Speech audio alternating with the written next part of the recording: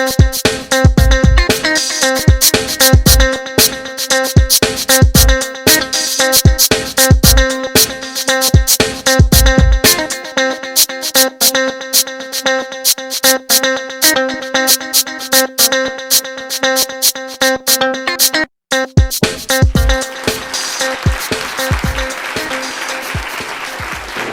and thank you for joining me today.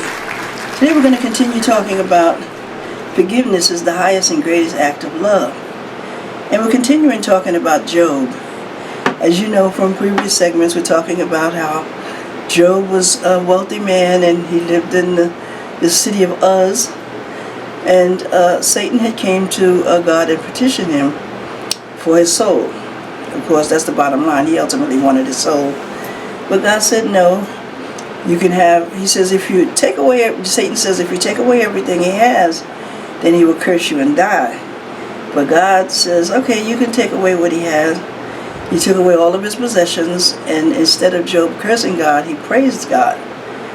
And then Satan came back to God and asked him again, and this time Satan afflicted Job with boils, which were really superficial, because if you read the Bible, you'll see that it says that Job stood there and he flicked the thing off of his skin and it fell to the ground. Okay, if you have that kind of stuff on you, it's not going to come off that easy. And he told his wife said, why don't you just curse God and die? Everybody else had already thought that he was finished, that he was done. But that wasn't the case. How many of y'all know, once Jesus comes to town, baby, everything's going to be alright. But now, and my name is Dr. Sylvia Black, and I'm the author of this book. This book will soon be available. If you're interested in pre-ordering, you can email me at the address at the bottom of the screen. Now, 2 Corinthians 2, 10 to 11, ESV says, anyone whom you forgive, I also forgive. Indeed, what I have forgiven, if I have forgiven anything, has been for your sake in the presence of Christ, so that we would not be outwitted by Satan, for we are not ignorant of his designs. May the Lord add a blessing to the reading, hearing, and doing of his mighty, powerful, and magnanimous word. Now, God's discipline proves his love. Now, some of us are sinners and have sinned in our heart and don't even know it. Hebrews 12, 1 through 4, New Living Translation says, therefore, since we are surrounded by such a huge crowd of witnesses to the life and faith, let us strip off every weight that slows us down, especially the sin that so easily trips us up. And let us run with endurance the race God has set before us. We do this by keeping our eyes on Jesus, the champion who initiates and perfects our faith. Because of the joy awaiting him, he endured the cross, disregarding the shame. Disregarding the shame, now he is seated in the place of honor beside God's throne. Think of all the hostility he endured from sinful people. And then you won't become weary and give up. After all, you have not yet given your lives in the struggle against sin. May the Lord add a blessing to the reading, hearing, and doing of his mighty, powerful, and magnanimous word. Now that has a lot of significance to it, because, Jesus died on the cross to save our sins. And there was a lot of hostility that was exhibited towards Jesus. They did a lot of things to him, and they wanted the man dead. They wanted him out of town. The enemy probably wants you and I dead too, but now there's, criminal penalties that they would have to suffer as a result of that. Okay? But it says that, he perfects our faith, okay, which is the opposite of fear, because of the joy that is awaiting him. He endured the cross, disregarding the shame. He just said, ain't no shame in my game, so what, there is shame, but Jesus disregarded it. He said shame is not as important as his mission, as what he had to accomplish. Is not half as important as that. So, the shame was nothing. That was mediocre to him. And that's what a lot of us should feel too, shameful situations. A lot of times we don't want to do things, or we don't want to go places or whatever, because we feel shameful or whatever, or you feel ashamed of what happened to you in the past, or because of what somebody did to you, and you're like, oh man, look at what they did to me. You might even have a couple of scars or whatever, or you might, be injured as a result of, the infliction that they caused upon you, and you say, hey, you're ashamed to do this or ashamed to do that because of what you think people are thinking about you. Well, what you think about me is none of my business, is what God thinks about me. Okay, is what my Lord and Savior Jesus Christ has to say about me, honey, that really matters.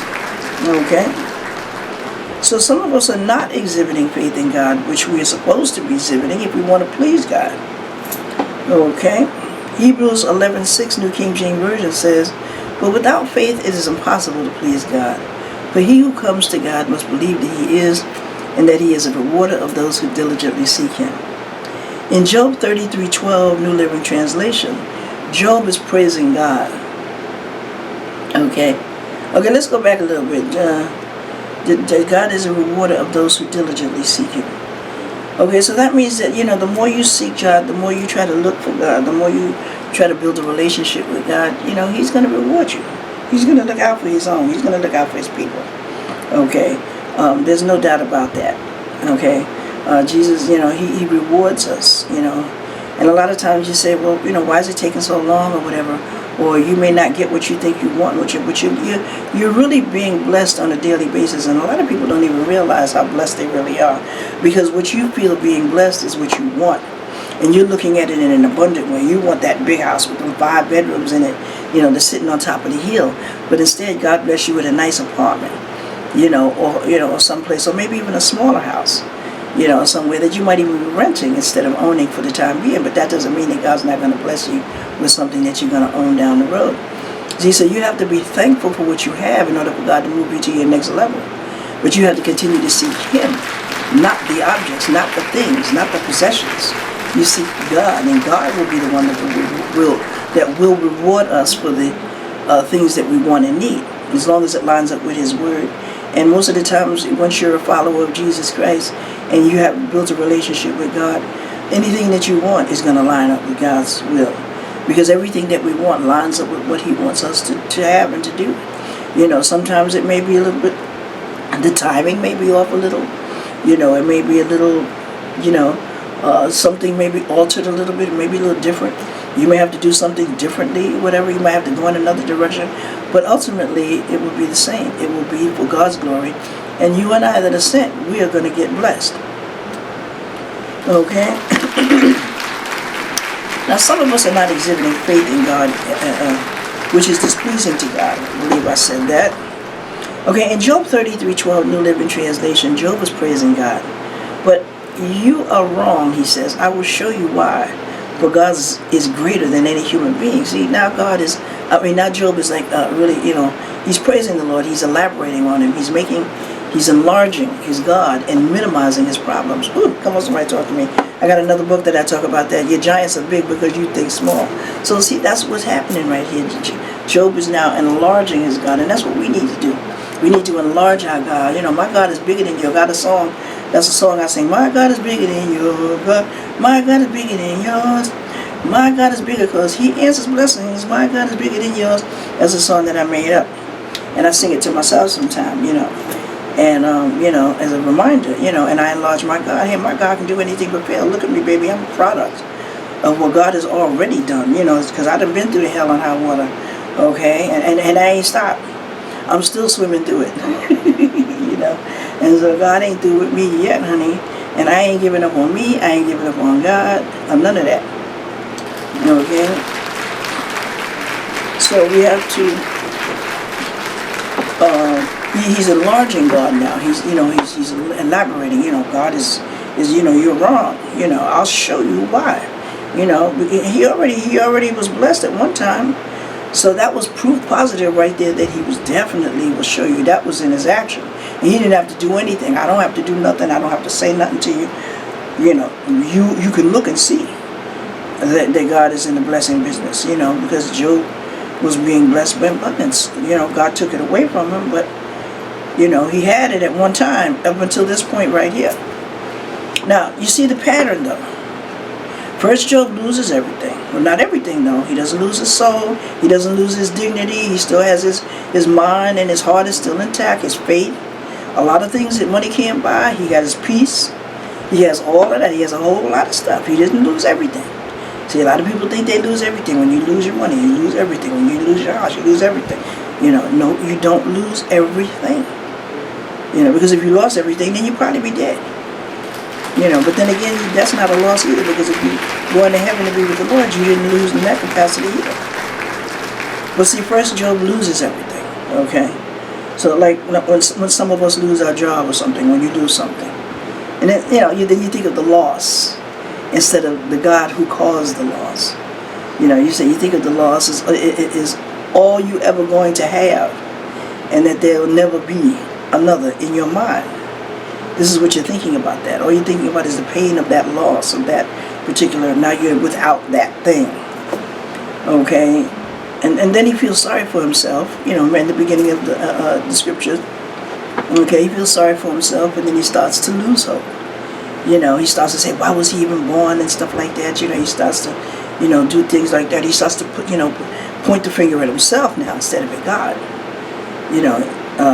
Like a lot of times when we think the worst of ourselves instead of thinking that sometimes when you pray for a better job and you're sitting behind a desk at a job that you don't like or that you really, would rather not be at, you'd rather be somewhere else or whatever, or you don't mind being there, you're putting up with it or what have you. And you be like, you ask God, Lord, I need a better job. Can you give me a better paying job? La, la, la, la, la. And then all of a sudden you lose that job. And then you wonder, why did I lose the job? And then you crying boo-hoo and ranting and raving and whatnot because you lost the job, forgetting that you had prayed to God and asked God for a better job. And that was probably his answer to you in getting you a better job, because you have to lose that one in order to get another one. You could have found another one while you was working there, and you could have just quit or got fired. But God could have been answering your prayer inadvertently, and you didn't even realize that he had answered your prayer. You prayed for it, and then all of a sudden God answers it. But now this is how God answers prayers. You don't drop the money down in your lap. You got to go through some hell and hot water, baby, to get to it. Like there's a movie, The Shawshank Redemption, that I saw. I'm sure a lot of people probably saw it, where Morgan Freeman and what's the name played in it. He was falsely accused of killing his wife, and he spent quite a few years behind bars. And all the years he became the accountant for the warden. And he put a couple of cents, he created a person, a fictitious person, birth certificate, everything, with this person, and he started depositing money into the bank for this person. Okay, several years later he plotted and planned his escape because he knew he wasn't going to get out of there. And he finally got out. He went to the bank where he had the money at, and he claimed the money. But before that, as he was on his way out of the prison, he swam through several football fields of mess and stuff and junk to get to the sunshine, to the other side. And that's what a lot of times you and I have to do. We have to climb through or crawl through or swim through the mess and the stuff and the junk in order to get to the sunshine. In order to get to the blessing that God has for us. It's a test. It's to determine your faith. It's to determine where you are in Christ. And it's to mature a lot of us. A lot of us to say, well, hey, are you going to trust me in this? You just asked me for hope, just like the Israelites when they prayed to get free from slavery. And God finally answered their prayer. And then they was bickering and complaining when they were free. Come on. They claimed they would rather have stayed a slave than to have been free. After you prayed and prayed and prayed for all them years to be free. So what did God do? Allowed them to wander in the wilderness until they died. And they continued to be a slave. They were free in their body. Their body was free. But they still remained a slave because they never got to the promised land so that they could live a free life. You see what happens? Don't ask for something you don't want. You just might get what you ask for. So now you see the pattern here. Okay, so God had heard, So then the very woman that Job is married to now, okay, the love of his life, comes to curse him and says, why don't you just curse God and die? And why did God leave her around? They destroyed, they allowed his children to be destroyed and all his property. Why leave this woman around? But you see what's coming out of her mouth, right? So, and he says, now it's time for divorce. Well, somebody say that for me. Why don't you just curse God and die? Well, man, I'm going to divorce God. Man, I'm going to divorce God. When your husband or your wife starts talking like that, it's time to come out from among them and with a quickness. Okay, the Bible also says in 2 Corinthians 6:17, New King James Version, wherefore come out from among them, and be ye separate but equal. Okay, saith the Lord, and touch not any unclean thing, and I will receive you. This is one of my favorite scriptures in Job 33:14-26, King James Version. Okay, and it reads thusly, for God speaketh once and twice, yet man perceiveth it not. In a dream, in a vision of the night, when deep sleep falleth upon men, in slumberings upon the bed, then he openeth the ears of men and sealeth their instructions. Then that he may withdraw man from his purpose and hide pride from man. He keepeth back his soul from the pit. Oh Lord.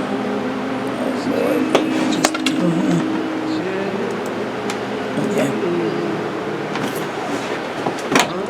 He keepeth back his soul from the pit,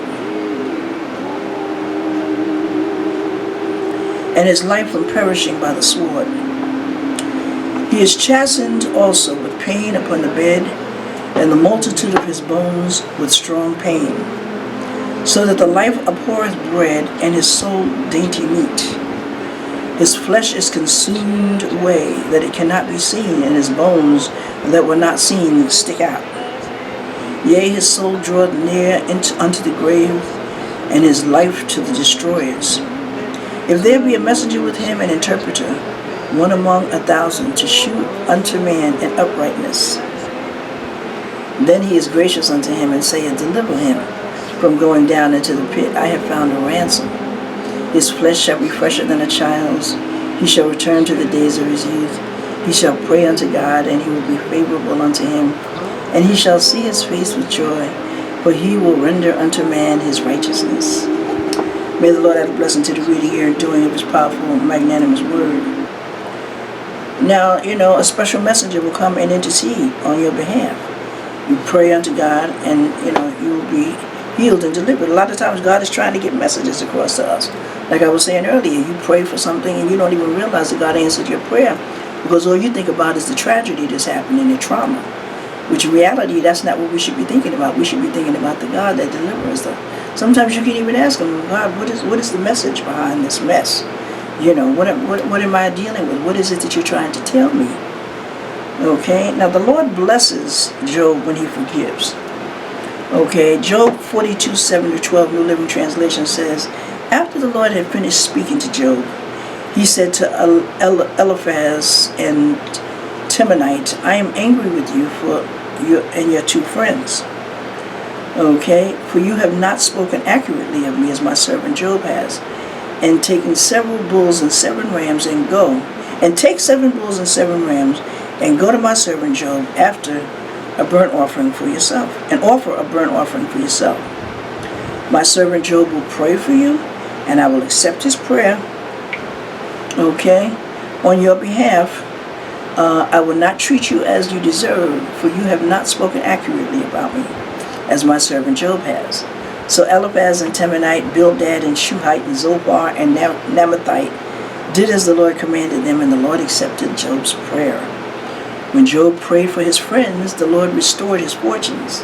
In fact, the Lord gave him twice as much as before. Then all his brothers, sisters, and former friends came and feasted with him in his home, and they consoled him and comforted him because of all the trials the Lord had brought up against him, and each of them brought him a gift of money and a gold ring. So the Lord blessed Job in the second half of his life even more than in the beginning. May the Lord add a blessing to the reading, hearing, and doing of his mighty, powerful, and magnanimous word. So what does that mean? We have to pray for our friends, and we have to pray for our enemies. Okay? We pray for our friends and our enemies. Don't just pray for your enemies. Pray for your friends too. Okay? We must speak correctly, truthfully, and precisely of the Lord when we speak of him and to him. When we speak of him and to him. We must pray with our friends. We must pray for our friends. We must forgive all who have wronged us, especially our friends and relatives.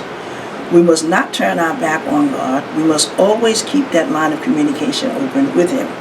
trusting and believing in Him, that even though you did not see a way, know that God is making a way out of no way for you.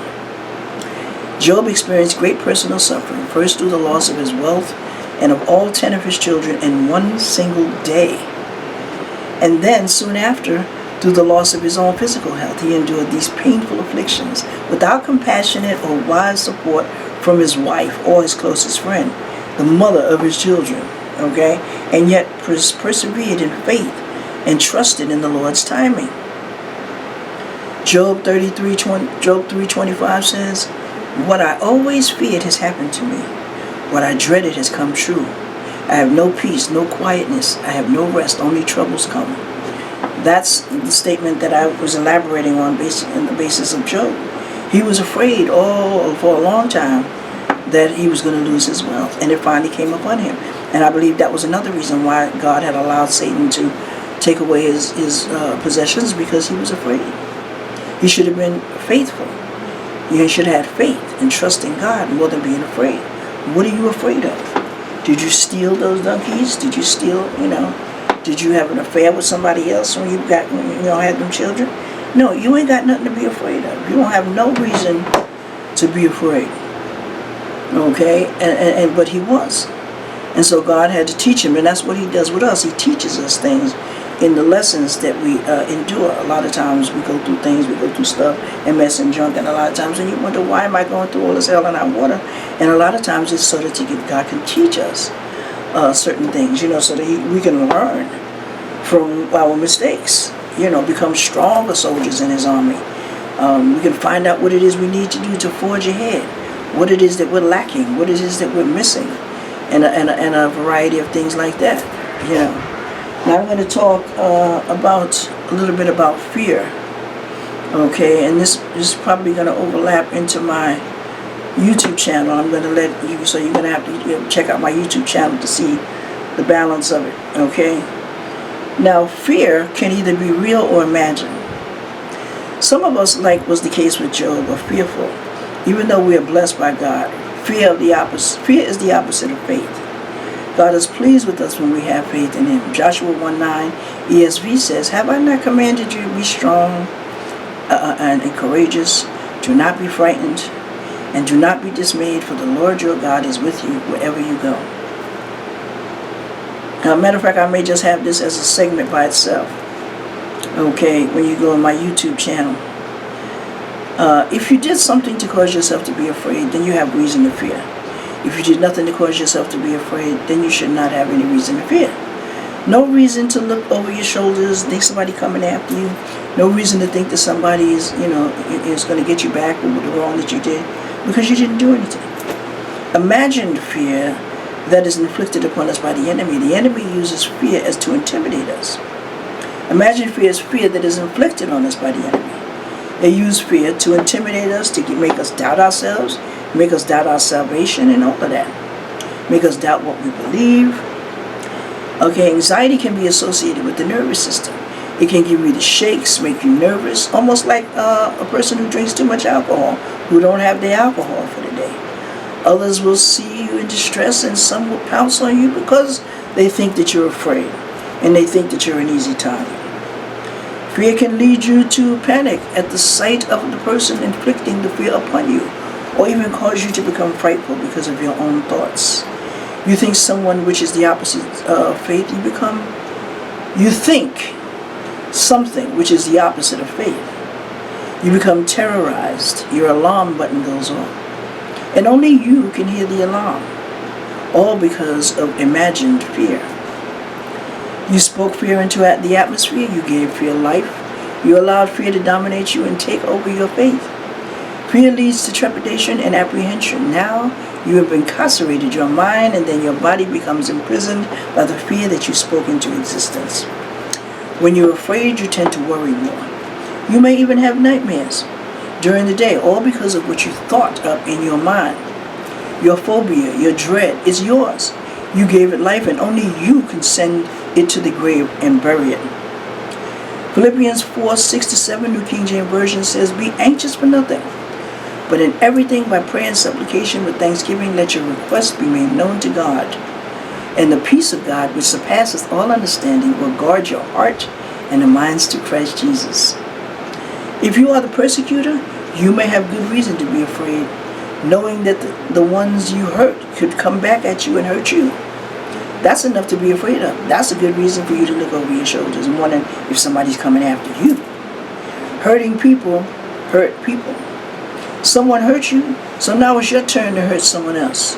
You're really getting the person back who hurt you, but that person is not there who hurt you. So you pick on the innocent bystander, anybody, just somebody you think is a weaker vessel, and then you pounce. If you are the one who suffered at the hands of someone who hurt you, the unforgiveness in your heart may cause you to dwell on what the enemy did to you. The remembrance could cause you to become afraid. Afraid of the enemy finishing the job, afraid to walk the streets, afraid to live your life, afraid of your own capability and your own shadow. You could become possessed with evil and dread revenge. Whenever the thought of retaliation comes to mind, overpower it with forgiveness. Say it out loud to yourself so you can hear yourself saying it. Father, forgive them, for they know not what they do. The thought of reprisal may sound and feel good, but your speaking retribution out of your mouth could cause you to feel retaliation in your heart and even perhaps act on it. Maybe not to them, but to someone else. You may send some innocent bystander blubbering into the sunset, and he or she had nothing to do with it. Or even hurt someone because there's no one else to hurt. I used to figure that the drama would drown out the trauma, but then the drama turned into trauma and the situation seemed to be repeating itself. It was destroying me. I was sinking deeper and deeper into the abyss, and my situation wasn't getting any better. I had to come out of that black hole, and with a quickness. Mostly I had to come out from among them who was causing the drama. So you take what the enemy did to you, and you take it out on yourself, changing your final destination from eternal salvation to eternal damnation. And that's not good. None of us really want to do that. Okay, so I'm going to conclude with that. Okay, and there's some more in the chapter, but you're going to need to get the book in order to. I'm skimming through really. I'm doing a lot more talking about it. There's a lot of stuff in the book that I'm not saying on camera, so you're going to have to get the book in order to really get into so that it can the words can talk directly to you. Okay, so my name is Dr. Sylvia Black, and I just want to ask you to holler at a sister, and we're talking about some more interesting topics. Forgiveness is the highest and greatest act of love, which you will find out in your heart. And I hope that this message is helping you, because as I encourage you, I am encouraging myself. So my name is Dr. Sylvia Black, and I'm going to ask you to holler at a sister next time, and I'll see you. Peace out.